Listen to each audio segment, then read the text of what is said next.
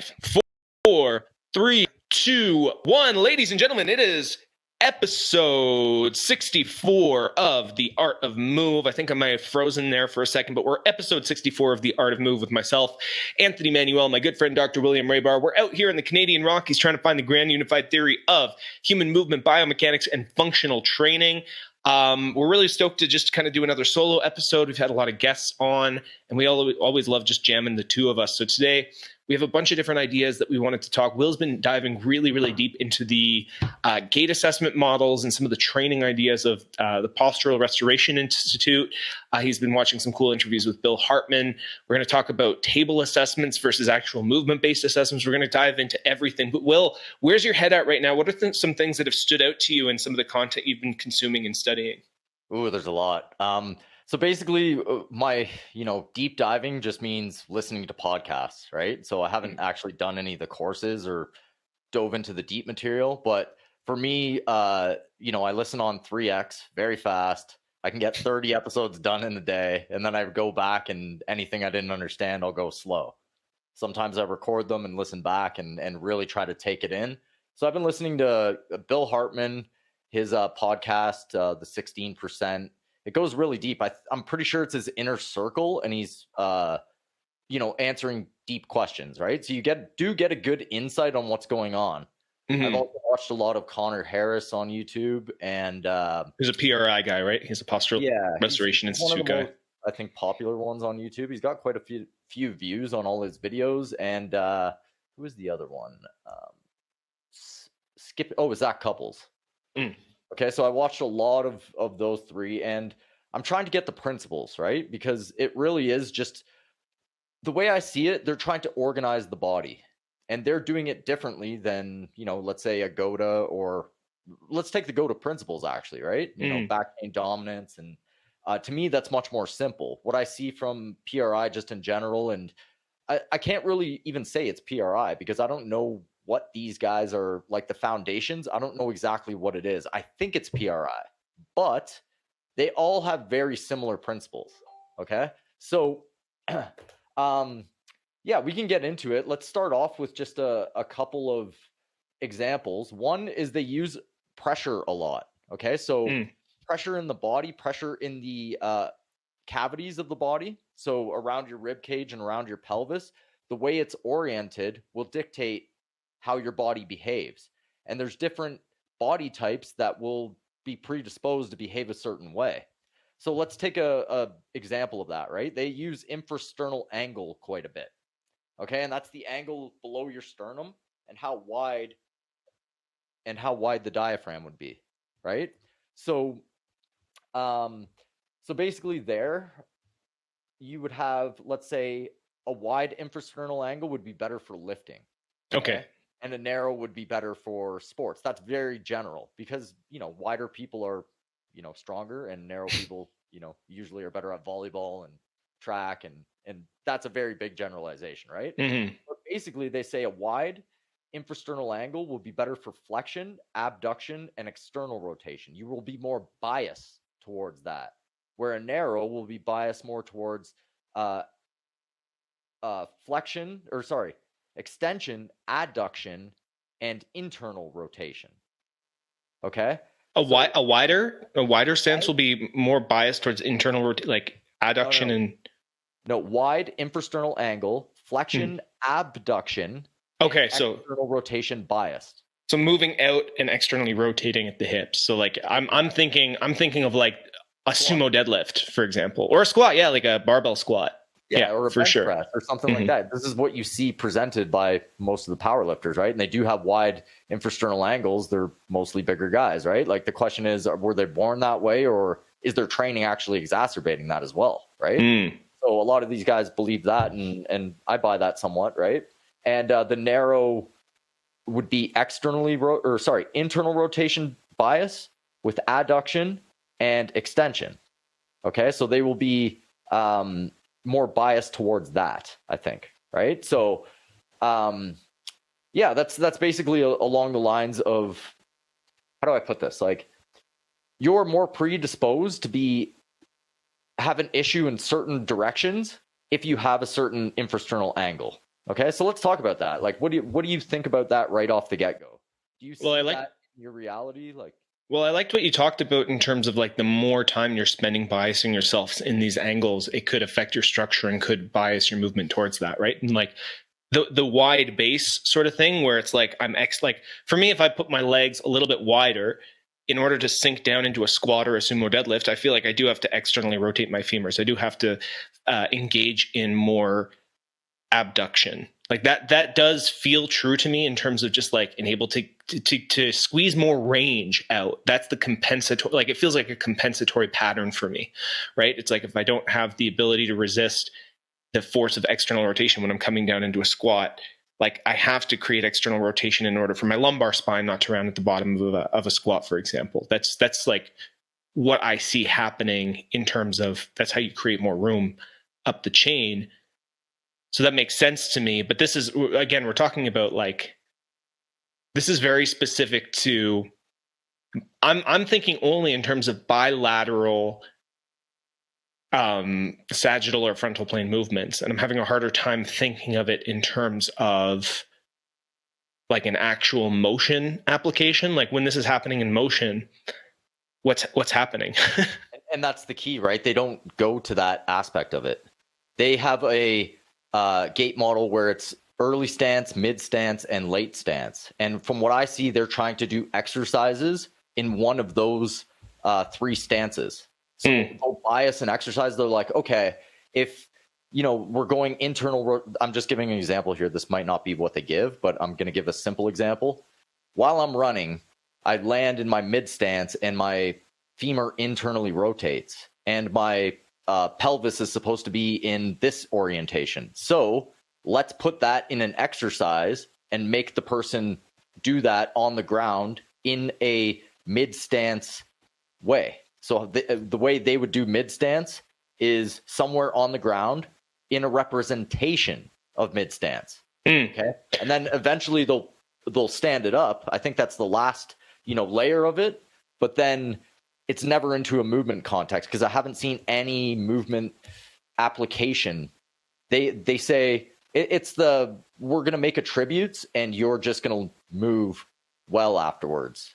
So it's creating structural adaptations. You're talking about an early stance, a mid stance, and an end stance or a late stance. And that's my understanding is that's based on a side view gait assessment model, right?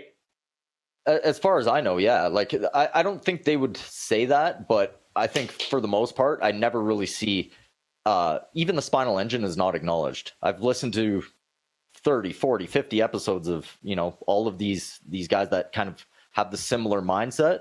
And I haven't heard a single acknowledgement of spinal engine. The fact that it moves side to side, like none of that is accounted for. It's very much like with a lot of these PRI guys and the, the guys I mentioned before, you'll hear the language of overcoming versus yielding.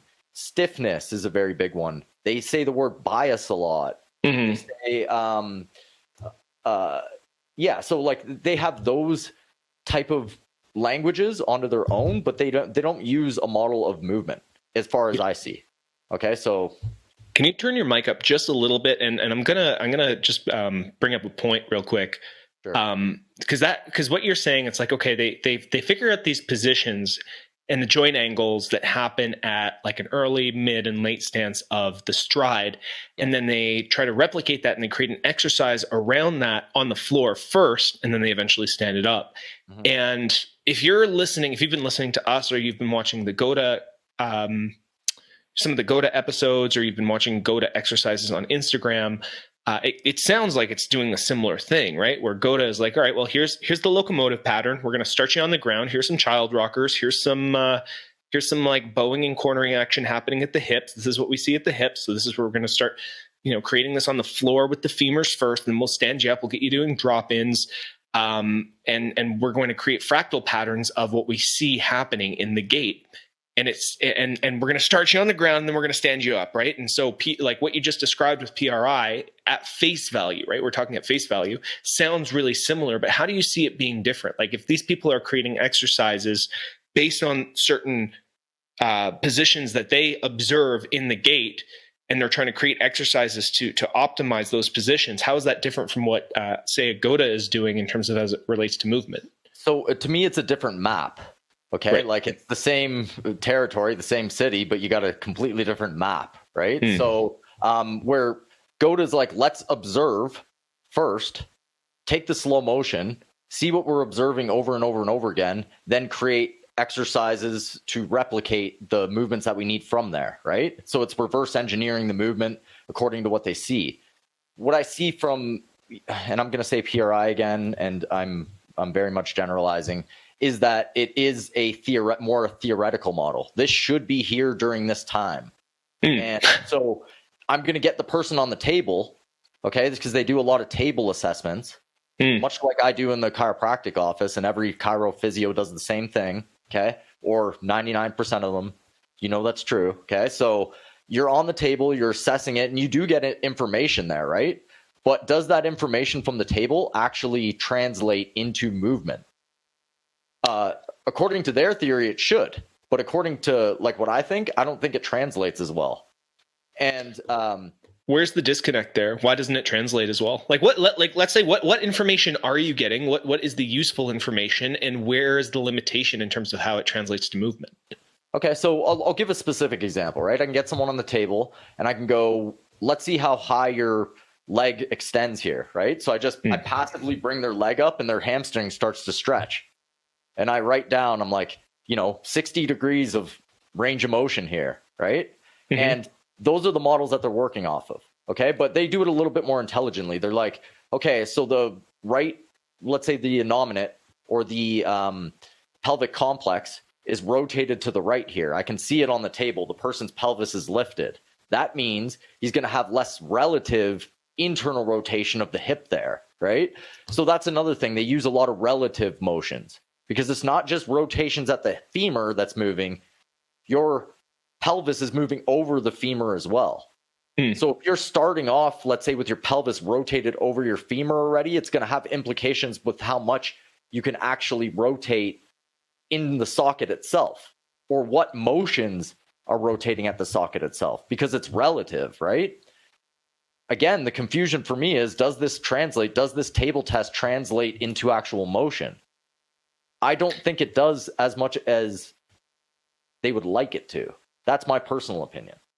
Well, I think the issue that I'm hearing just off the get-go is with the table assessment, you're first of all, you're testing, it sounds like a passive range of motion. You're testing it in isolation compared to the rest of the kinetic chain. So if you're thinking about the way the kinetic chain behaves during, say, the gait cycle or locomotion, you're not going to get like a good degree of understanding of how are you resisting the lateral and downward forces of locomotion. Or you might have like really good external rotation passively, but does that translate to enough external to internal rotation as you start and end the gait cycle?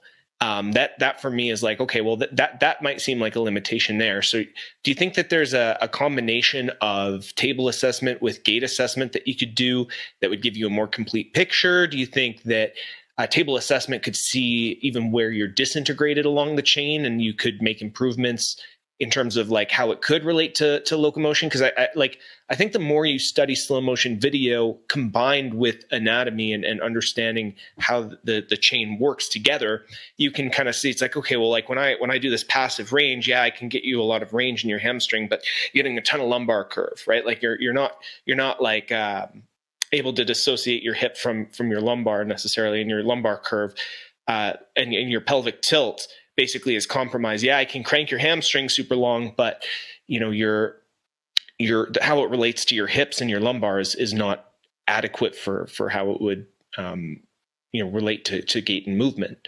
Yeah, no, I agree with that, right? And I do table assessments still all the time. It's the standard. You have to do it in chiropractic physio. It's what the insurance companies and what the standards of practice, they want that. Okay, it's by law you have to do it. Like it's not like I have a choice, right? So table assessments are valuable. If I have someone on the table and I can move their hip around and I can feel grinding, there's a great information for me right there. It's like if you can't go internal rotation because you're pinching on the table, it's going to be harder for you to do as you're in gait as well, right? You're going to have some compensation there. So it gives me clues. but I do like getting away from this dysfunction so much and concentrating on the dysfunctions and having something that like a map I can go to easily and be like, it looks like this, it should look like this, so let's get it closer to that. And that's where a lot of people will disagree. They're like, no, we just work on the attributes, and the byproducts of the attributes come in automatically, right? But this is not what I see in reality. So there's a disconnect there, and I do think there's universal patterns that almost everybody's missing that are low-hanging fruit. And again, we've went over those. That's, infinity pattern, figure eights. Well, I'm going to rewind. I'm going to rewind actually to an earlier part of our discussion where we were talking about that, the wider stance equating more to an external rotation and adduction, and narrower stance being more internal rotation and adduction, right? I think wider is ab, narrower is adduction, right? And we were kind of talking a little bit about how, like, the more you repeat these patterns, the more they bias your structure to that, and the more they will bias your movements to that. So I think there is, this is the endless debate between you and I. It's not even really a debate. It's just kind of seeing like where's the level of degree for how much structure informs movement patterns versus movement patterns inform structures. And I actually get DMs in my Instagram at The Body Moves all the time about like, hey, I listened to this guy talking about tissue training and I think it's stupid because if you just move in the right patterns, your tissues adapt anyway, versus other people are like, oh, well, you can do this all you want, but if you don't have the strong enough tissues to support those movement patterns, then you won't be optimal in them. And I think, it is definitely a chicken or the egg discussion, but I think at the end of the day, it's both. It's not either or, it's both. Like, you want to practice the movement patterns and you want to create the attributes that support your structure in order to perform those movement patterns effectively. Well, you hit the nail on the head there, right? You have to have the attributes to be able to do it. If I can't go into internal rotation because I have a labral tear, then I'm going to have to compensate. It doesn't matter, right? I'm going to compensate. So I'm going to have to go in and figure it out. Like, it's going to be more complicated. My body's not going to do it. It's going to compensate autopilot, but if I want to make it better, I got to go in there and figure it out consciously, right? With my skills, right? And I actually do have that. I have a labral tear, and it's harder for me to go internal rotation on my right side in my actual hip. So I have to do a few tweaks. I go a little bit more on the, I guess you can say, wider on my right than I do on my left, because I want to bypass that possible catching, right? So it's not something I'd do if I didn't have that. But again, like, back to what I was saying before, if you have the attributes already, that's when you can go in and do the pattern work, get your tissues to do their thing. But if you don't have the attributes, if you don't have the ability for your parts to do something, you have to go and get that. And this is actually, like, FRC has this as well. I'm pretty sure most systems have this somewhat, right? Where you have to actually go in and create the attributes. FRC, functional range conditioning, would say, if you don't have a hip, how are you going to do hip motions if you don't have a hip? We have to build you a hip first so that you can use your hip in actual motion. Now, again, going back to DNS thought, where, the 2-year-old is like the perfect candidate, right? Like, it's the blank slate with perfect movement.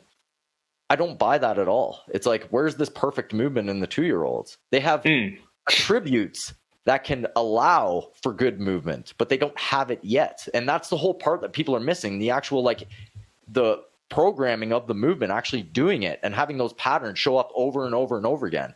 The reason I'm not seeing great movement out of most people with great attributes is because they haven't patterned in the good movement yet. You're like, what do you mean good movement? I mean, being able to be, athletic, being able to walk with really good, form, being able to cut, spin, move laterally, fight or flight, forward motion, all those things, right? So you can have the attributes that would allow you to do something, but you still have to program it in. And that's, like, people are missing that. And I think that it's a thought process that a lot of trainers have, but they don't know the patterns, right? So they're like, yeah, okay, we'll just work on the attributes. Yeah, it kind of reminds me of this post that you sent me this morning. It's an Instagram post at Nathan Keely _ KIELY _ and the picture says the human body is a complex dynamic system and will self-organize to perform movement in the most efficient way possible, given the right affordances by our physical capacity. This kind of sounds like for me when I read it at first, I was like, this just sounds like a profound sounding truism that doesn't that doesn't actually have much utility in terms of deep thought. Obviously, the human body is a complex dynamic system. Yes, duh. It will self-organize to perform movement in the most efficient way possible. This is where you and I can have this discussion where it's like, will it self-organize to perform movement in the most efficient way possible? Now, No. the most efficient way possible in terms of what? Biomechanically, I don't think it will self-organize to perform movement in the most efficient way possible. I think it will perform movement in the most efficient way for your neurons to fire, which is to say, whatever you've repeated and whatever your structure has created for adaptations to compensate to be pain-free or to be as close to pain-free as possible, basically how you know how to move neurologically, your neurons will fire the path of least resistance because that's what's grooved into your nervous system. I do not think that the human body will automatically revert itself to the most efficient possible biomechanical patterns, especially if you've lived your entire life sitting in chairs, wearing shoes, doing weightlifting. It's basically you bias your nervous system to move in a particular way, and the neurological efficiency of doing what you've repeated over and over and over again is what your body will prefer. That is how it'll self-organize. So that's the last part is almost his fail-safe here, given the right affordances of our physical capacities, right? That's assuming it's like, yeah, if your physical capacity is the optimal structure and optimal patterns, then it'll self-organize to perform movement in the most efficient way possible. This is basically just saying, train your structure and your patterns to move very, very efficiently and resist forces efficiently. And then, then your body will self-organize. It's like, it's saying a whole lot of nothing, in my opinion. And I really don't think that, yes, the human body is a complex dynamic system. It will self-organize, but it won't self-organize in a way to perform movement automatically in the most efficient biomechanical way possible. You would see people move in the same way every time if that's the case. If they have attributes, and it doesn't happen. I can show you like 2-year-olds copying their grandmothers with duck feet. You know what I mean? Like they're obviously not doing it the most efficient way possible. They're doing it to copy somebody. And that's an extreme example, but I don't see that in reality personally, right? And it really comes down to this. Do you actually think that there is a optimal way to move? Almost everybody says no. Okay, so go to, I believe, are the only ones, WEC also does, and maybe functional patterns, and they have a model of Gait that they say is the proper way to go. So they move towards that, right? But everyone else is working off the early stance, mid stance, late stance, archaic model that is just brutal. Like I would love to debate this with somebody. Like somebody come on and say, this is the best model of Gait so far, or even this point, the early stance, mid stance, late stance model of Gait is better than Goda's model. Of Gait. Yeah, absolutely not. It's so archaic and doesn't even take into account the force vectors from connective tissue. Now, again, like dynamic systems will self-organize to perform movement in the most efficient way possible. Sometimes, given the right affordances by our physical capabilities. Yeah, we already went through that. I don't buy it, but I mean, if let's say you had a blank slate, maybe the Amazonian rainforest tribes who have moved their whole life with no, negative, or I shouldn't say no negative inputs, but a lot less negative inputs in their daily life, perhaps you would visually see them being much more efficient. But I don't buy this in general. I don't see it. It's people are doing things differently to get to the same result, having the same allowances in their body. If you have the ranges of motion, like let's say you've done FRC, and for years, a lot of the guys who've done it for years have insane ranges of motion in their limbs. Are they self-organizing the most efficient way possible in movement? And are we seeing this? Can I see that? Can I see the Gait models? Show me the Gait models. Show me the people doing this on slow motion, and I'll believe it. Well, this is, if you look into his caption here, and maybe Nathan Keeley wants to come on and challenge some of these other ideas, but I challenge other coaches to always question their assumptions about what, quote, good and, quote, bad movements really looks like. I've seen some ugly movers who are elite and have very little injury history. That's not to say that bad movement isn't a thing, but it's often harder to truly assess and identify than we may think. You sure as hell won't find it doing a functional movement screen, and its causes can require a deep and thorough investigation. And I thought this was kind of interesting because he says, instead of focusing on form, I prefer to concern myself with function. What is the functional display I'm chasing, and how do we train for this? In the athlete skilled at producing the performance outcome, is the athlete skilled? Oftentimes they already are, and that's why they've made it to the level that they're at. So does that mean that we don't train? Of course not. We can continue to strengthen their movement skills by challenging them through a variety of perturbations to task, adding implements or changing drill design, environmental, different surfaces, heat, cold, etc., and organismic duress constraints. This is where the constraints-led approach rests. Stay tuned for a detailed post on this. Variation and repetition without repetition. Variation and repetition without repetition. What does repetition without repetition mean? Are key principles to creating skilled athletes have a robust and adaptable movements. What do you think he's saying there? Because I read that and it felt a lot like. Go ahead. I believe the first one, like the first paragraph, the athletes are skilled and that's why they're there, right? That's true. They have the movements that they're able to do their sport really well. And again, like I can't stand looking at athletes so much. Like, it's very interesting to me. I watch it on slow motion. I can get information from it, but to have that as the pinnacle and then put it on, extrapolate everything onto the regular person doesn't work so much for me. But let's go back to this. Where he was saying of course not, we can continue to strengthen their movement skills, okay?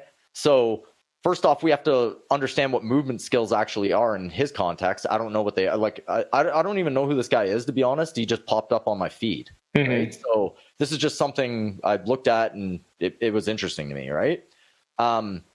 So yeah, basically the model that he's using is you can strengthen your movement skills by challenging them in different tasks, right? So to me, that doesn't work because it's not specific enough, right? Like, am I challenging, like a pressure wave? They don't even know the pressure wave, okay? So like, if you don't have spinal engine, if you don't understand that the spine's supposed to move, then how are you supposed to strengthen movement by doing a different play or doing a different skill or in another context? It doesn't work for me. So this is kind of interesting. Technique does not equal skill, right? And I think that's the main point of his thesis, which technique describes the form that is displayed during the performance of a task. Some elements of technique are causal and predictive of performance outcomes.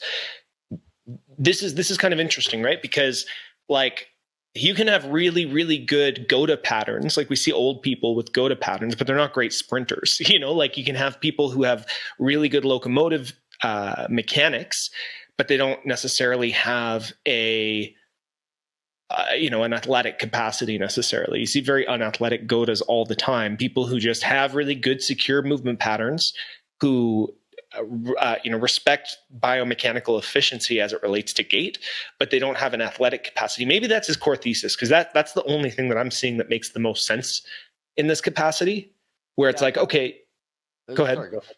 No. Well, like, the technique does not equal skill. Sometimes it does. I think I'm picking a little bit too much on this because I agree with most of it. Like with the GOTA patterns, with what you just said, a little bit of an observation is, I do see a lot of older GOTAs who can walk really well. They don't even know that they're quote unquote GOTA, right? They're just they're walking nicely, a good fluid movement as they're walking, heel away all day type thing, right? Using their spine and still a back and forth motion and a nice sway. If they would turn up to a run, they could possibly injure themselves because they don't run. You still, even if you're really good and have good capacities within your body, you still have to go and use it. Okay. And that was my original point with the baby at 2 years old. It's like, you still have to go and use those skills. It doesn't matter if you have them or you have the capacities. You have to program that into you by actually doing. And that's what will make the tissue resilient to those forces. Okay. So like if you have the capacity, you have to actually go and do it, or you won't adapt to it. Mm-hmm. So, yeah. Well, that's, his next slide here. Technique describes form, skills concerned with function. That's a little bit more along the lines of like, hey, you got the pattern. Now you actually have to perform the function and the capacity for it. Like once you're in form, then you can cultivate a capacity for it. And I think that's kind of what he's talking about. It's like, we can strengthen their movement skills through challenging them through a variety of perturbations to task. And what I think of is like, all right, say you're doing go to drop-ins and you're training this pattern, you're creating that pressure wave. Now all of a sudden you add a 25-pound plate and you're adding resistance, or you're doing a max hold after you've loaded the bow, or you're adding some sort of, maybe you're doing a landmine squat where it's a double bow, double corner. Whatever it happens to be, it's like you got the form. Now you're trying to create the function of resisting a certain type of force, resisting a certain force vector, creating maybe a task, a performance specific output that you want to develop within yourself. I think that might be what he's saying, but I think the point that we really wanted to kind of hammer home, like I agree with all of that, by the way. I think, technique is form. Skill as it relates to function, maybe task specific function. Like I can kind of see where he's like, okay, I'll give you that definition. You got to be really specific with these definitions, right? Because that's where we get really nitpicky with this stuff. The only thing that like we really didn't agree with is this idea that the human body as a dynamic system will automatically self-organize to perform movement in the most efficient way possible biomechanically. I think that's the big takeaway here. That's the big takeaway. And I'd have to really read what he's saying here and take the time to think about it and ponder it to really give a good view on it, because it does have a lot of nuance in the captions that I have to have a chance to read. So I kind of want to drop this one and go back to the PRI stuff. Yep. Well, Nathan Keeley, I'm now officially following you. Yeah, and then we'll get back to you soon. Maybe we'll even have you on the podcast. You look like a big squat guy. So let's we'll stop sharing there, and we'll go going back to those principles that you saw in guys like Connor Harris and Postural Restoration Institute. Where are we going with that now? Let's talk about the ribs, okay? Because they have a lot of models within the ribs. Okay, so the stuff that I've taken that's really great is the breathing mechanic stuff, right? If you can't breathe into, let's say, the posterior aspect of your left side of your rib cage, you're not going to have pressure there. So it's not going to behave as well. That's kind of where they're going, right? They want to pressurize the system correctly. And if you're a person who's squeezed in because you're a power lifter, right? So your infrasternal angle is wide and your sorry about that. Your ribs are squeezed in and super wide, then your pressure is going to be less from front to back. You know what I mean? You're going to have less capacity to breathe into those posterior ribs. Gotcha. Okay? Besides your fascia being tight, your muscles being really bound up in there. So the breathing stuff is really good. You should be able to 360 breathe around your diaphragm. Now, that has a lot to do with pressure and having equal amounts of pressure throughout your rib cage. I like that. Okay, I don't want too much pressure on one side and nothing on the other. So they're really into expansion and compression mechanics, and they do a lot of things within expansion, compression, even internal, external rotation. So external rotation is expansion. Internal rotation is compression. Or wait, no, opposite. Okay. Is it though? So let me give you an example. They use overcoming and yielding. Okay. And this is a soft tissue thing. This is a fascia thing as far as I'm concerned, right? So yielding means your tissues are yielding to the forces. So let's say you take a step in a stride. Your tissues are yielding, and that is when they're picking up energy. You're taking in energy, and you have to move into an overcoming strategy, which is the next phase, right? So the yielding strategy would be like the bow, where you land and you're taking and absorbing the force. And after you absorb the force, you have to overcome that force in the internal direction. Okay? So yielding is taking the force, overcoming is pushing the force into the ground. One is external rotation, one is internal rotation. The difference is, and when you're doing the bow, it's external rotation for momentarily, right? Mm-hmm. Like relatively to where you're going in the internal rotation. I'm talking of the hip and the femur. So with Gota, let me clarify, with Gota, and when you're landing in a bow, okay, you're momentarily externally rotated relatively to where you're going to be, okay? So that's the bow position itself. And to me, that's a situation where you're yielding to the force in some degree, because when I think of the stride, I'm not externally rotate. Some Gota coaches will say you externally rotate before you land, keeping your foot straight. You still keep your foot straight, and you're still externally rotating at the femur. So your ankle will, your inside ankle bone will come high as your femur starts to externally rotate. When you land, you create that pressure wave, and it creates a little more external rotation. That's the, that knee torque out. That is the bow, but that's almost a yielding thing. So even if you start a little external rotation, you land, and the force from that landing creates more external rotation. That's a loading of the bow. Is that? Yeah, so that's literally they don't mention bow, obviously. They don't mention any of that. They just say when you're landing, you're yielding, and that's what's happening. It's more of an external rotation, except in this model, there's relative rotations. Okay?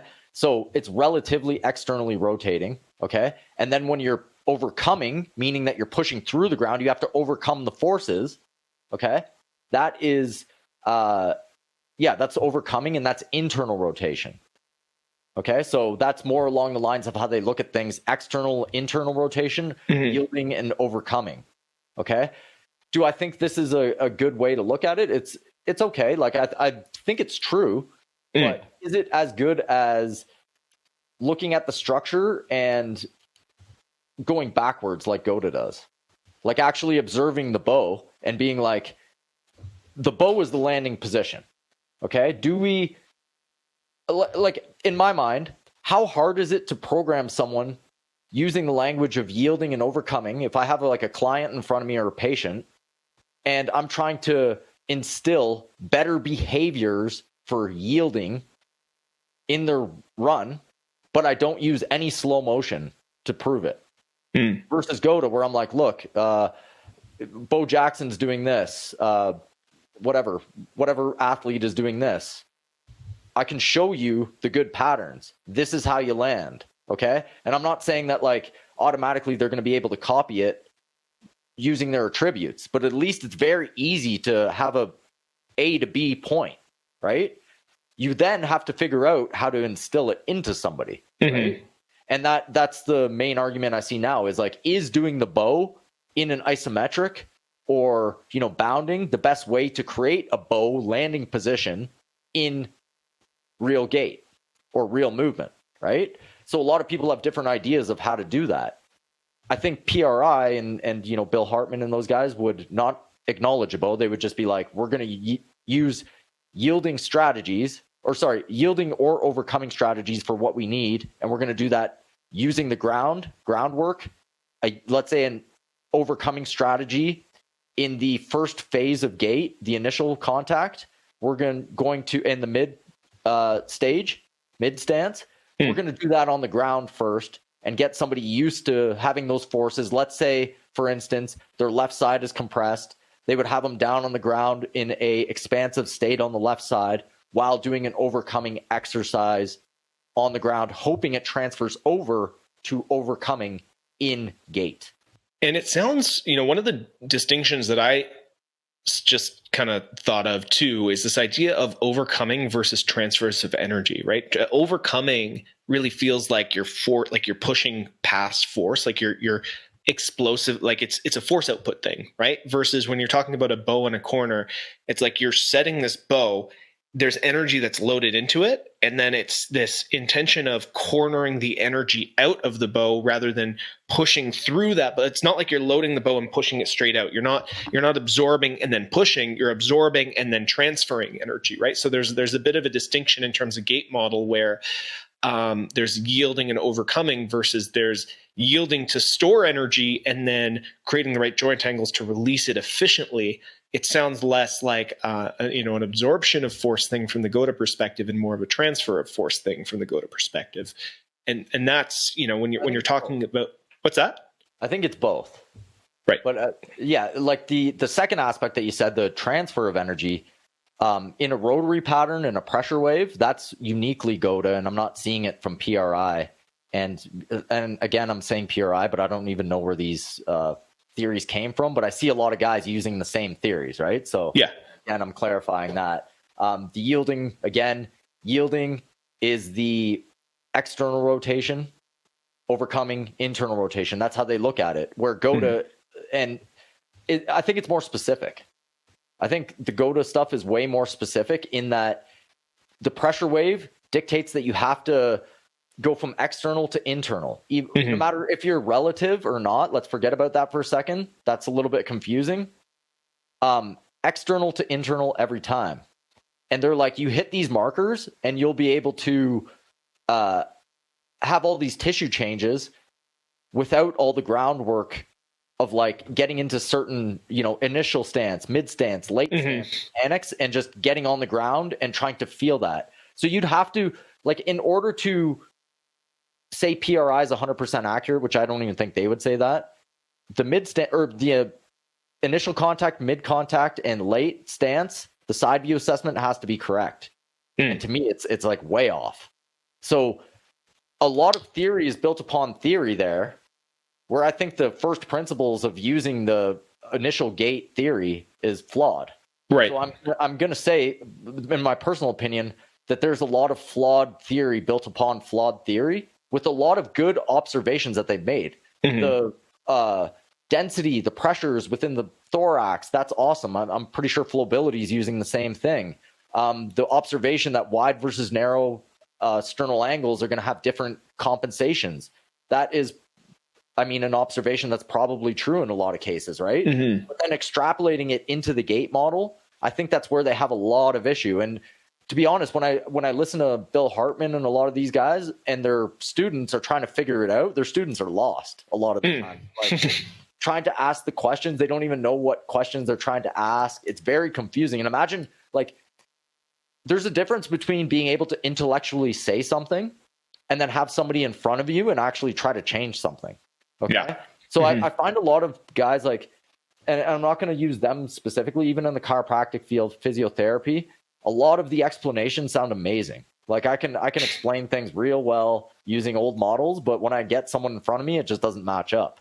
That's why the slow motion is so key. And that's why it's like, let's observe actual movement. Even if you don't use GOTA as your foundational principles, why don't we observe actual movement versus table assessments? I don't know, to be honest, right? I don't know. It's funny because I actually saw a discussion about this idea of, being able to explain something really well versus being able to make actual changes. Because again, like you can look at something and I experienced this a lot in when I was very into spirituality. Actually, you could study all these different, like I did comparative religious studies for quite a while, and it's interesting because you and I talk about the similarities between religious thought and people who base a lot of their faith in the scientific academic structure, right? And not science itself, right? Like the scientific method is a reliable method for testing certain things, but people will make these broad assumptions and extrapolations based on, like the conclusions of a scientific study without reading the methods and thinking for themselves. They outsource their thinking to abstracts of scientific methods, the same way that someone would outsource their thinking to, scripture in a religious structure. And oftentimes you can speak things that sound very truthy. You can say things like you can look at all these things, you can relate them to life, and you can say these truisms that have this like, yeah, that sounds, of course, that is true. Like, oh, I think about it in terms of how my life applies. It's like, it's I'll think of an easy example. It's like you can't solve a problem with the same mindset that created it, right? It's like, yeah, of course you need to think differently about the situation than when you came into the, like, it's like, okay, cool. What the fuck does that even mean? Like, does that actually mean anything? Right. And so I find sometimes a lot of the the explanations about biomechanics and structure, they can sound really good because they relate to like you start relating concepts to concepts to concepts. Alan Watts, who is a spiritual philosopher, talked about if all you do is think, like you're just thinking about thoughts, and it's like this repetitive loop, and you confuse reality for the symbols of reality. And I think that happens within most things, right? Like we mistake the signpost for the actual road, and we're not looking at the road. We're looking at the signs. We're trying to follow these signs. Maybe the road's out in front of you and you drive off a cliff, right? Because someone didn't change the sign, or the road is actually different than what the signs say.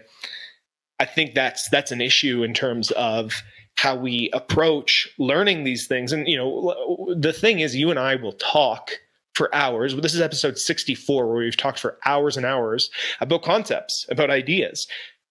But both you and I also have really extensive movement practices. And a lot of the things that we're talking about are things that we're like, okay, this kind of makes sense. But as it relates to reality and like you're seeing chiropractic patients, I used to be a trainer and I still think about people's problems. I still have people messaging me like, hey, this is the context. How would I fix this?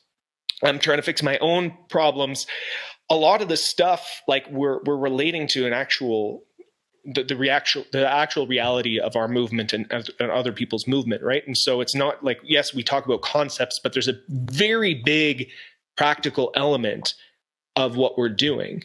And even just like one last relation to the spiritual thing, when I was studying yoga really intensely, Ashtanga yoga specifically, there is a teacher, Patabi Joyce, who's popularized the Ashtanga yoga system in the West. He said, it's like, yeah, you can read the scriptures and you can read everything else, but it's 99% practice, 1% theory.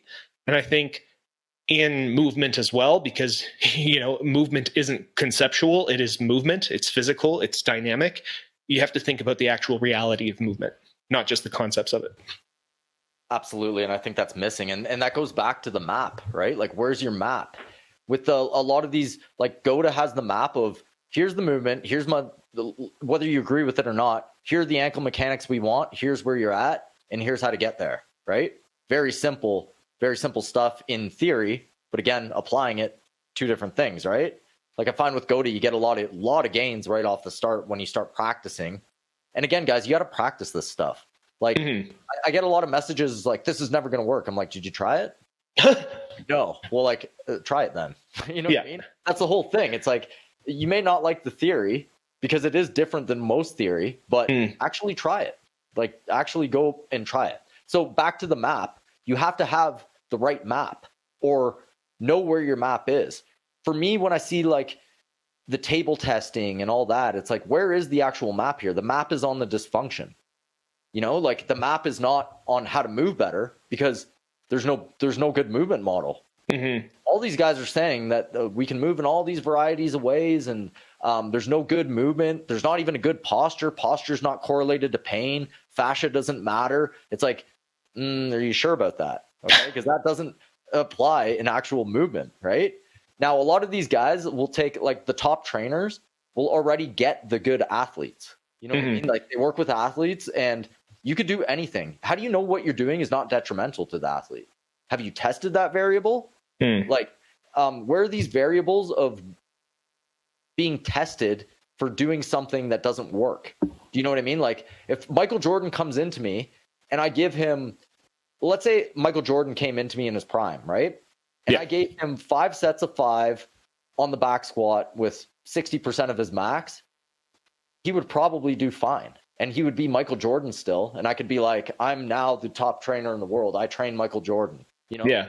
Which, by the way, Tim Grover trained Michael Jordan, and I really want to know how he trained him. Like he talks about Michael Jordan's training mindset in the book Relentless, right? Where it's just like Michael Jordan just fucking trained and trained and trained and like he was fucking crushing it, and he didn't stop ever. Because when you said that, I had the image in my mind of Michael Jordan on the bench. He was doing a shoulder press with one arm like going higher than the other. I had this image in my head all the time with Tim Grover training him. And I'm like, that's terrible mechanics when he's actually lifting, but it's not a significant amount of weight. Plus, he's working on his mindset. He's the champ. He's the top guy who, does all these harder things. But did it actually make him better at basketball? Could he have ran a little bit faster that game if he didn't do those squats, or, if he didn't do those shoulder presses? Could he have made another 3 because his shoulders weren't tired? I'm not saying that that's the case, but I'm saying that nobody is actually studying that part. They're just extrapolating that they did something positive, and then Michael Jordan now is the best ever. So I just pulled up a GQ article about Tim Grover, and I just want to read a quick little segment of it because I'm a huge fan of Tim Grover's writing and his mindset stuff. Like his book Relentless, I highly recommend. But in this article, Grover asked Jordan for 30 days to prove himself, which he clearly did. Grover's original goal was preventing injuries rather than strength and conditioning, as many trainers were aiming for at the time. Grover was ahead of the curve on tracking his clients' movements, though that wasn't so easy 30 years ago. He was a human Fitbit, waking up early to watch tape from Jordan's previous game and manually marking how many steps Jordan took. There was a lot of rewinding involved. The training programs were totally developed around that methodology, he says. If something didn't work during a game, I always felt it was my fault. If he missed a game-winning shot, even though I wasn't out on the basketball court, I thought, what could I have done better? As the Bulls started running off multiple championships in a row, Grover says Jordan recruited teammates like Scottie Pippen and Ron Harper to his first thing in the morning workouts. If he missed a workout, you'd hear about it from a trash-talking Michael at practice later in the day. Setting up workouts wasn't always easy throughout Jordan's career. Grover had to book his own flights because he wasn't part of the team. He also became MJ's unofficial golf club guardian after Bulls coach Phil Jackson told Jordan he couldn't take his golf clubs on the team plane anymore. But basically, I think the point that I wanted to say, it's like he was literally watching tape of MJ, tracking his number of steps, and he was saying, it's like, if he didn't perform well, I thought it was my fault. So that thing about like, how do you know it's not being detrimental? Like if he saw the way Jordan was performing and he performed worse, he would take account of that. And that's, so MJ wasn't doing like traditional strength and conditioning a lot of the time. He was doing injury prevention workouts, whatever that looks like for Tim Grover, right? But it was less about strength and conditioning and more about injury prevention on the court and performance on the court. Well, I love that mindset, right? And watching tape 30 years ago would have been difficult. VHS, lots of rewinding, all that stuff, right? On the old school remote. I love that mindset, but again, it's like, where are the variables, right? Like, I don't know. Maybe he has them.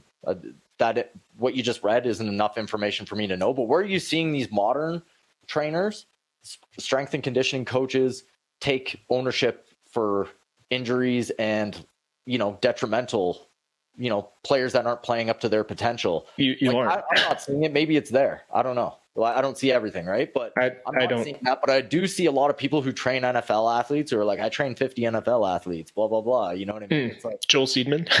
Yeah, well, like that's a good example, right? It's how do you know that this is working? How do you know? And that goes back to the GOATA thing, right? It's like slow motion. This is a way to assess it. Back to the PRI thing. How do you know it's working? And that's what I see from a lot of the practitioners who are asking questions, right? And again, it's not only PRI, okay?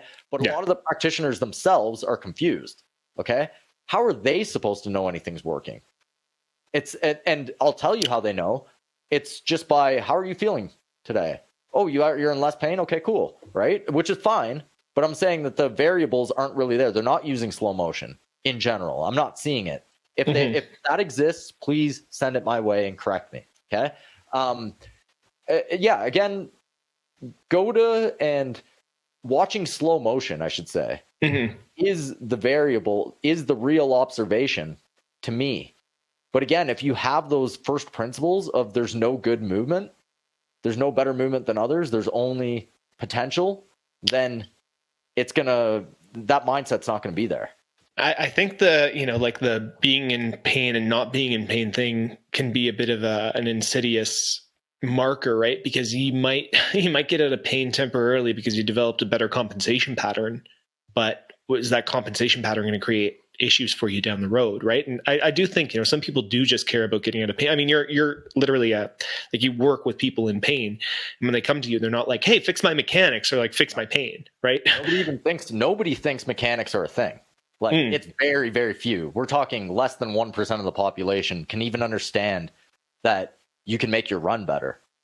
Like most people just go out running. Almost everybody besides the really good runners, Tyler, and shout out to Tyler Williams, he's an awesome runner. But Most of the people just go out for a run, and whatever happens, happens. They're using their attributes and their compensations and displaying their byproducts of the two in their run, and that's that. If you told them that they can improve their run, a lot of people are like, "Wow, that's wild," right? And when I send them assessments, they're like, "This is beyond what I ever imagined I could move to," right? It's actually so simple there, but most people don't think that's a thing, and the industry doesn't think it's a thing. You know what I mean? That's the whole thing. It's like the first principle of, is there correct movements? Is there postural way? Is posture related to pain? The industry says no. Science, quote unquote, science says no. I say yes. Yeah. Well, I think it's, for me, that is just so fucking absurd. It's like, that's like, that defies the common sense principle, right? Like for me, I have a question that Devin Brown asked from One of a Kind. Do you think that there are universal ways to train every body? Yeah, in a certain, yeah, with slight modifications, right? Again, you have a female with a super wide hip, right? And a narrow sternum, let's say, a sternal angle. And then you have the exact opposite with a power lifter, let's say, right? The exact opposite mechanics. You're going to have to tweak things, but they still have joints. They still have ball and socket joints. They still act the same. They still have glutes. They still need to be back chain dominant. And that's the thing, people, back chain dominance is the lowest hanging fruit there is. And again, not discussed in PRI at all. I haven't seen it at all, really. But back to that. Yeah, I think there is, my assumption is there's a proper way to move. There is bodies that are different.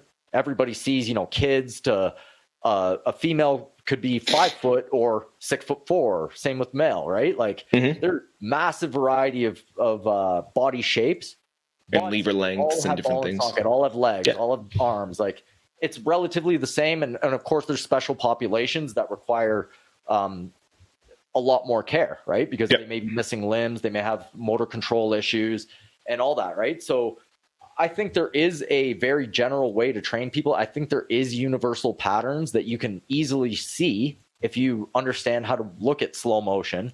The industry is not there yet. They don't want to admit the spinal engine at this point. I'm going out on a limb and saying that a lot of people are purposely not looking into this. Because not looking into spinal engine specifically? Yes. Because it ruins a lot of theories. It'll destroy a lot of theories in the old model where you're standing still. The body is this like on the table cadaver of moving parts. It kind of destroys that once you realize it, because then it's a pressure wave and then you can watch it on slow motion and then a lot of things go away. There's this saying that scientific progress only happens when the previous generation dies, where, you have this one generation that's really hooked to their first principles and their theories. And they're like, no, this is the way it is. We're building all of our assumptions based on that. And then when they die, there's no longer gatekeepers for assuming these first principles. And then people can actually start to make progress again. So it's like every time a generation dies off, we can actually make scientific progress again. Well, I want to make that a lot faster. Yeah. I'm going to push to make this a lot faster because it really comes down to, it's hurting the individual. It's hurting the regular person down the line. Okay. If you're denying head over foot, let's say Wex head over foot, right? That was the first place I saw it. And I'm like, head over foot. I've been in school for how long that I've never heard this easy cue. You know what I mean? That changed my life. It made me move better. It made me move into a different paradigm. And it's literally one small cue that was kept from me from, listening to Stu McGill's stiffness and brace the core. And I was training that way. And my core, man, I could do ab rollouts, one arm. Like I was doing all those one move explosive guy tricks. I may even start doing it again just for fun, just to show that I can do it. You know what I mean? Because like everybody loves the one move explosive thing because it works with the algorithm on Instagram. It looks good. People love it, right? I want to do the one move explosive lateral bound or lateral hop to statue move, right? Or like throw the medicine ball super hard into statuesque open fingers. I just finished. You know what I mean? Notice how they all have these open fingers and they do this weird like stance. Like, it's like to finish the one move explosive guy movement. By the way, I've found out a niche. There's a lot of room for one move explosive girl out there. If anyone wants to do that, okay? So there's a lot of one move explosive guys, but there's not a lot of one move explosive girls out there that I'm seeing on Instagram. I was actually looking for them. That's so funny. Right? One move. I also think one move explosive guy is the funniest generalization ever because it is actually such a thing. Like I used to do like the one move explosive thing.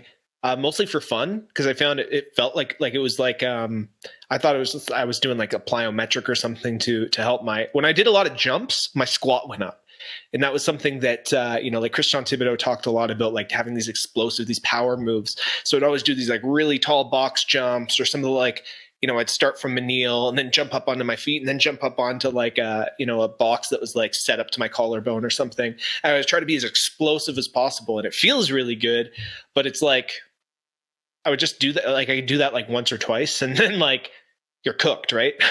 Again, where's your nervous system at, right? Like for me, because I was small, like my bone frame's not big, right? I could get big muscles and they can be explosive. That's like genetic for me, right? So I would always do the one move explosive guy stuff. Like I could bench, close to 400 pounds. So my push-up, I was able to do 30-inch box push-up, right? Like just boom, boom, I'll catch on the box. This was before Instagram. I'm like, man, I wish I would have actually had Instagram back then. Like I would have been the original one move explosive guy. Yeah. Now I'm not into it. It's a thing, right? So it's kind of funny. Where were we going with that before? Oh, I wanted to talk about back to the pressurization of the body. Okay, like the yielding versus overcoming, the rib cage. So basically it's like this.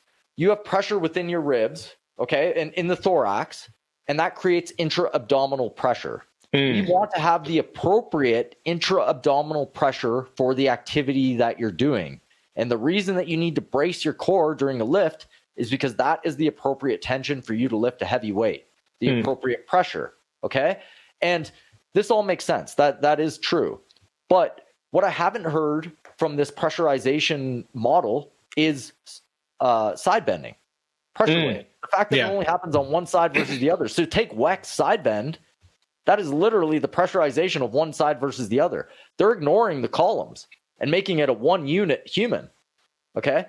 Human is like, actually to me, it's like two columns with a head that goes between the two, right? It bounces between the two and that's the pressure wave. Okay. That's a very, very simplified version. But what I'm saying is take Weck's side bend, like even the way he does the coil and reaches up to one side, and there you have your pressurization on one side and lengthening on the other side. Where the PRI guys, and again, I'm yeah. We know at this point. Every time we say PRI, we're not talking specifically about them. Yes, and I'm sure I'm gonna get some flack for this, but that's okay because I'm just presenting the ideas, and debate's great. Okay, so please come at me with debate, discussion, criticism, whatever you want. Right? Yeah, come on the show. Message us on Instagram. Come on. Yeah, definitely. Right. So basically what I'm saying is the pressurization that they look at is more of a 1 unit pressurization, where it's a 2 unit pressurization. One side's always expanding. One side's always contracting. One side's always yielding. One side's always overcoming. I don't like using that language because I just found out about it. Right. But now I can see who's actually using those models because, like IKN and David Gray are always like yielding, overcoming, stiffness, bias, like they're using that type of language where I'm like, oh, okay, so you're coming from the PRI world or got those ideas from that, right? They use a lot of those principles, and again, they're great principles, but if you're ignoring the fact that it's a 2 system, it's 2 columns, not 1 column, it's 2 columns, unless you're lifting. And there's another problem is a lot of this stuff is extrapolated from power lifters and lifting world and extrapolating it into movement. But again, if you have no movement model, if you don't think there's an optimal way to move, you can do whatever you want. Yeah, you have the Gait model itself, okay? The early stance, mid stance, late stance, you're doing everything off that. You better make sure it's correct. And if it's not correct, you're going to be doing mistakes. And to me, my opinion from looking at what's going on, from watching all these students learn, is that they're being confused because it is more confusing. Yeah. Because the model is not correct to begin with. Well, and that's why a lot of our discussion goes back to first principles over and over and over again. We'll look at some of these complex ideas. We'll look at these the language that people use, and then we'll try to extrapolate from there. It's like, okay, like as it relates to what's actually happening in movement, as we are observing movement, can we and as it relates to the different first principles that we've explored with different systems, is there an alignment with what actually happens when you observe movement from multiple angles, from different scenes? Like you and I are at this point, we're kind of champions of the spinal engine theory, or at least the idea that the spine moves during locomotion. Like even if it's not the spinal engine theory as laid out by Serge Krakovetsky, which, you know, like we aren't subscribing necessarily to that, but we're acknowledging that there is a lateral movement and a rotation at the shoulders that promotes a spine movement, right? We have the counter rotation of the shoulders and hips, the underhand figure eight of the shoulders, the overhand figure eight of the hips, which creates a spinal movement in between, and that happens during locomotion. If you're missing that, if there isn't that acknowledged within your first principles that you're building the rest of your theory on, we're going to criticize it. Absolutely, and I think that it's different from the lateral bend, okay? A lot of people are acknowledging lateral bend now. Oh, we need a lateral bend, but that's not the way it works in Gait. It's a circular motion. It's a infinity figure eight. And it's not a bit like, we always exaggerate it when we show it, right? So people are like, oh, you're way over exaggerating. And it's like, actually, when I go for a run, I look pretty exaggerated as well, right? But I'm going head over foot. And you can see the circular motion in the. I'm gonna post some more running. I usually don't, because I like to run at night and not do the camera work, right? Yeah, I'll start doing it just to show. Basically, you have to acknowledge the fact that it's not just a linear model. It is a circular rotary model, okay? And it undulates as you move, and you don't have to do it though. That's the key. Because 100-meter runners, 40-meter runners don't really have to do this. They can brace away from this to create stiffness that will make them faster. But if you want to be if you want to run 100 meters 20 times over, being stiff is not a good idea. Do you know what I mean? Like, yeah. A few good episodes if you want to dive deep on that. If you're listening and you haven't heard some of our other episodes, episode 27, Spinal Engine Elastic Power. That's a really good episode to listen to. We also have some of our early episodes where we talked a little bit about episode 7. Should you not brace your core? We talk about that a lot as it relates to Gait. So those are episode 7 and episode 27 are two really good episodes that you can check into for like in-depth conversations that we. But every like many of the discussions. I mean, like even. One of our episodes with, there was the episode, I'm trying to find the exact episode, but when we had the debate, quote unquote debate between One of a Kind, it was episode 39, One of a Kind Fitness and Stillness Academy. We talked extensively about the nuances of spinal engine, and the specificity of language is very, very important. So those are a few episodes. If you guys are listening, go back and listen to some of our older ones, because we do lay a foundation and a groundwork. I will say for people who are new, because I've seen a lot more people coming on our Instagram and our YouTube. I have over 100 YouTube subscribers now. Thank you so much for subscribing. For those of you who are new, we lay a lot of groundwork, and a lot of these more recent episodes are with the assumption that you have the same groundwork and foundation that you listened to some of our earlier episodes, because we're not going in and explaining each and every concept at a fundamental level anymore. But for like the first 10, 15 episodes, we did. Like we explained it really, really fundamentally. So if you want to come in and you want to like start engaging in this more in-depth conversation, start with our first 10 to 15 episodes, and you're going to get you can get a bigger understanding of fundamental biomechanics as it relates to Gait from listening to the first 15 episodes of our podcast than you could from like hundreds of hours of, looking at YouTube videos and trying to find it on Instagram and reading people's captions and sifting out the bullshit, right? So, well, that's the thing. It's the right information. There's so much information out there, and it's all drawing off the same models, right? Or like a lot of the same models. We're drawing off a different model. That's the thing, right? Like, it is a different model of biomechanics. So yeah. And we cover that original model too. We're explaining what the old model is as we're relating our map. Our map is really, really influenced by GOTA, but it's influenced by a bunch of different things, right? I'd say, for me, I'm pretty influenced by Thomas Meyer's anatomy trains idea for fascial training, and in terms of David Weck's head over foot model, and GOTA obviously for us is a really big foundational framework for how we look at locomotion, because I think it's the only system that really started applying slow motion video and three-dimensional observation of the gait as it relates to not just athletes, but indigenous cultures and infants and elders that still have good mechanics. Like, they actually observed so much, and they created such a broad map that it's like, all right, this is a good foundation, this is a good framework, a good foundation for us to work off of. So go listen to the first 15 episodes. I would highly recommend that. Absolutely. To get a good foundation, because we do go pretty in depth here, so you may not know exactly what we're talking about if you haven't listened to those episodes. Let's go back to the ribs for a second. Yeah, that's cool. Okay, so there's another interesting aspect that they were talking about. One was, and this was Zach Couples, I know this for certain, is that they're going for the model of the posterior pelvic tilt to have the canister. The canister model? Basically, the top of the can is basically your diaphragm. Okay. The bottom is your pelvic floor, and you want them on top of each other. Mm-hmm. Okay. This is what I used to subscribe to as well for years.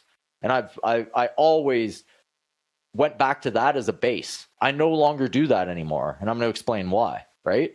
And actually, I want to do a whole episode in depth on this, because I want to get the skeleton out and the model together to kind of, because I have it in my head, but I realized the other day that a lot of people don't even have the anatomy in their head. Right. So I'm going to actually bring the models in and show. But back to what I was saying, basically the pelvic floor and the diaphragm are on top of each other. That creates a can. It's just a structure that's actually stronger, because if let's say you were to take a can and you were to try to crush it, and it was like in its regular shape, it would be very hard to do.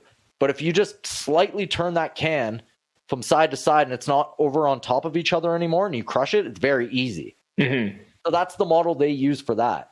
However, I don't think that's how it works. Now, back to my original point, was that they have a model of the guts actually coming down and bouncing as you're running, and creating force, right? Interesting. And yes, it is interesting. And so your guts are like a WEC propulsor. Oh, yeah, kind of, right? But I don't know exactly, because I heard this from Bill Hartman and Zach Couples, I believe, where they both use it slightly differently, but you have to account for those in your models, right? And that's more like it's contributing to the yielding and overcoming. Right. I don't know how accurate that is, to be honest. I think they have a model, and don't quote me on this, I'm going to have to recheck, but the pelvic floor catches the guts, or like, yeah, I think that's actually it. So your diaphragm pushes down on the guts hit down on the pelvic floor and then bounce back up. Now, I don't know if that's the case 100%. Again, I'm going to have to look into it more, but they definitely account for the guts having the bounce. Okay. And I've never seen that before in any models.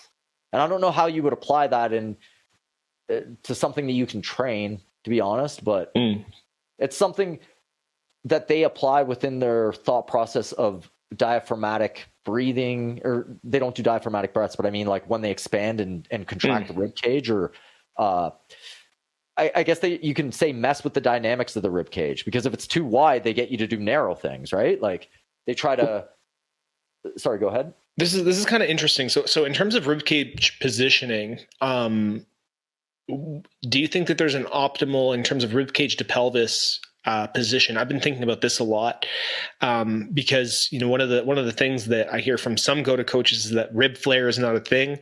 But I worked with Eric Tessie. I worked with Flow Ups for a bit, and he's actually very big on rib cage positioning as it relates to the pelvis and as it relates to back chain dominance. And he thinks like an excessive rib flare up, like having your rib cage tilted up, is less favorable than having a neutral rib cage and then having your back chain dominance, your spine just kind of having that natural nice lumbar curve.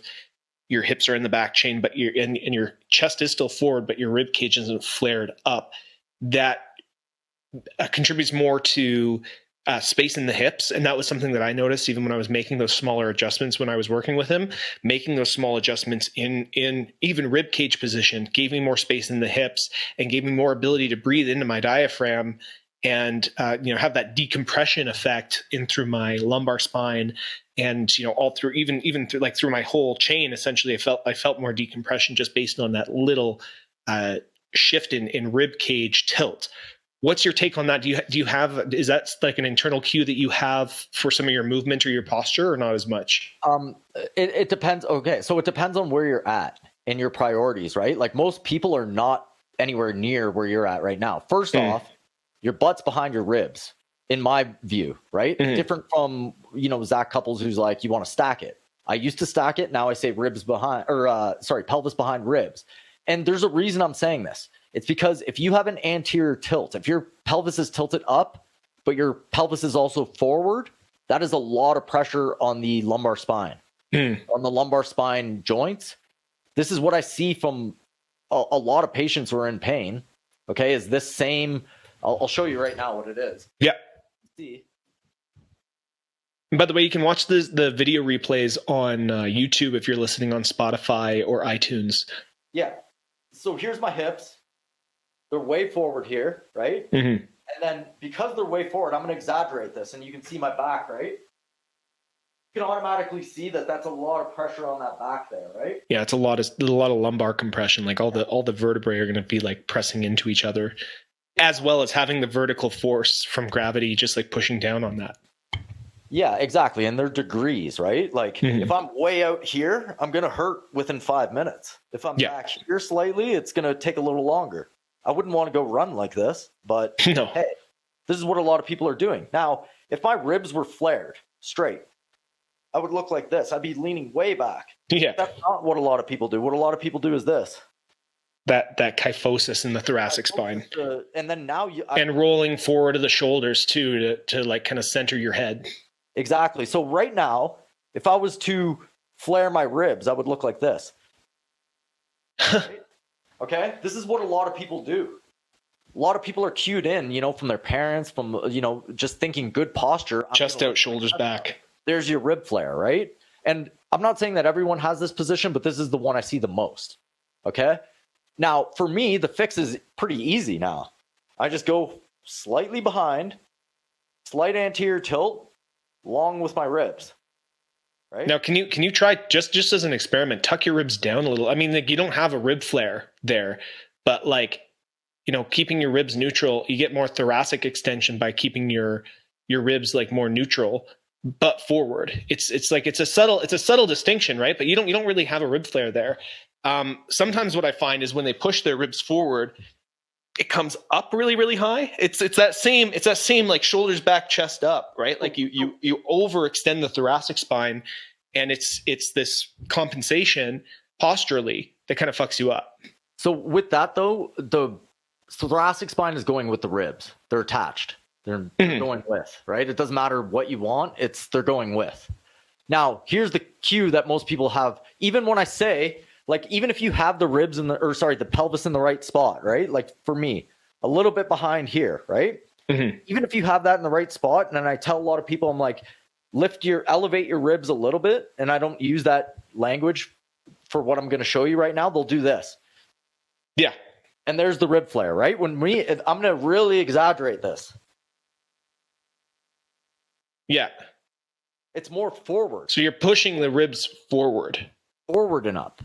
Okay. And that flattens out the kyphosis a little bit. Like I still have a slight one, but it'll flatten it out. And you can see that here. Okay. Ribs are a little bit behind. Can you see that? Okay. So there. Yeah.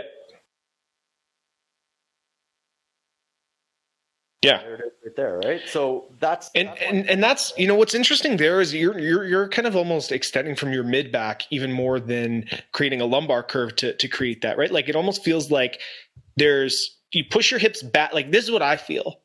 I'll pull my hips back, and that almost comes from creating a slight, not a crazy lumbar curve, but a slight lordosis in the lumbar spine, and then pushing my ribs forward without creating a flare has to fundamentally come from my mid back. Otherwise, I'm creating excessive thoracic extension, and that hurts my posture as well.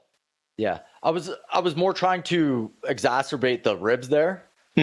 Normally my pelvis would be more anterior tilted. It's like that. Yeah. Okay. If I'm going faster, the tilt is higher.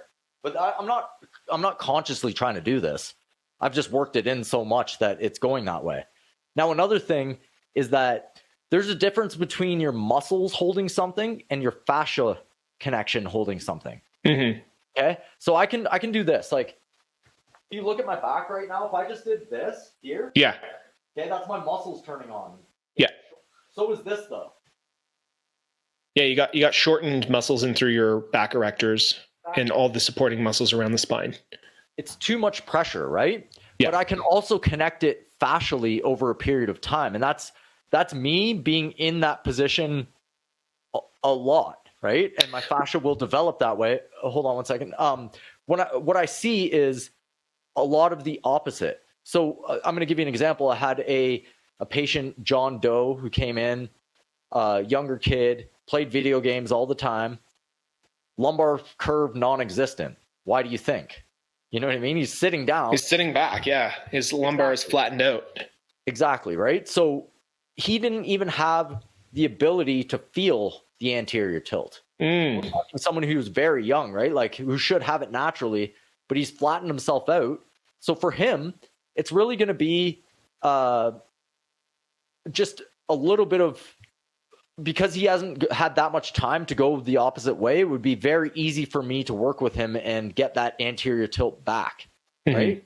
But he actually has to input that. It's not just going to happen. Once you lose it, you're not just going to get it back because you want it back. Yeah. So that's another point there, right? Like we're not all starting from a great starting place, right? One thing I found interesting too is like obviously fascial tension is like that's biotensegrity if you want to talk about it, right? That's like the web that maintains the structure, and you can only have that with the right length and tightness at certain junctions of your entire web. Like I found it really fascinating that Taylor Davidson was talking about, the whole fascial chain up to the glute starts at the foot. If you can create a stiff, like almost tight fascia in the foot, it will drive the stretching and the reactivity all the way up the chain into the glute. And for me, it's like, okay, cool. That means that with the right joint posture, like, you said, this is muscle activation. You pushed way back and you arched your back and then your muscles engaged, right? But if your feet are engaged, so you're tight along that part, you're pulling that part of the chain down, you're lifting and you're pushing your ribs ahead, without creating too much rib flare, and your hips are back, everything's in the right place. There's this like sweet spot of tension and pulling, tension and compression that is your fascial structure, right? And I like that's when you feel like posture is effortless. That's where you just stand there and it doesn't feel like you're working necessarily. That's, you have this biotensegral structure. Now, some people don't have the fascial integrity because it's been worked out of them. For example, if you're sitting like your patient, John Doe there, he's sitting with his back up against a chair with his hips dumped forward, his pelvis tucked up, his lumbar is flattened out completely. That fascia is going to become lax over time. So you do need a certain degree of creating tension and recreating and reforming that tensegral structure. Now, how do you do that? This is the whole tissue versus movement patterns thing again, right? I think if you're moving in go-to patterns, but I think even more than that, standing and sitting in go-to postures and thinking more posturally and behaviorally throughout the day. And we've talked about this a lot, right? It's not just a matter of sitting down for an hour or like going to the gym for an hour and saying, it's like, I'm going to create this stimulus, but then I'm, sitting with my hips, dumped in front for hours in front of a video game again. It's like, no, you need to create situations where your structure is adapting to support yourself in a certain way. And then over time, you'll create that fascial biotensegrity. And that sounds like It's absolutely true to me, right? Like what you do during the day really shines through, but actually a lot of people don't realize this. They're like, I go to the gym, I work out. Why is this still happening to me? Yeah. You know what I mean? It's just like you're sitting for 8 hours a day at your job, you know? Yeah. We need to fix that. We need to, get you a size of chair, show you how to vary your positions up. Easy wins during the day will amount to a lot, and that is the fascial change over a period of time, not just having your muscles contract and your brain working to get you in a certain position. So at first that might be a thing, right? Like I have to show you what the good position is, and you have to practice just like anything else. Eventually you want to make it your attributes, your fascia, an autopilot thing, right? So it really is like you have to gain the awareness and the conscious first. You have to understand what you're going for. You have to see where you're at right now. And then you have to work towards having the fascial integration autopilot. Okay. But to get that like automatic for most people, I don't think it's going to happen. No, I don't either.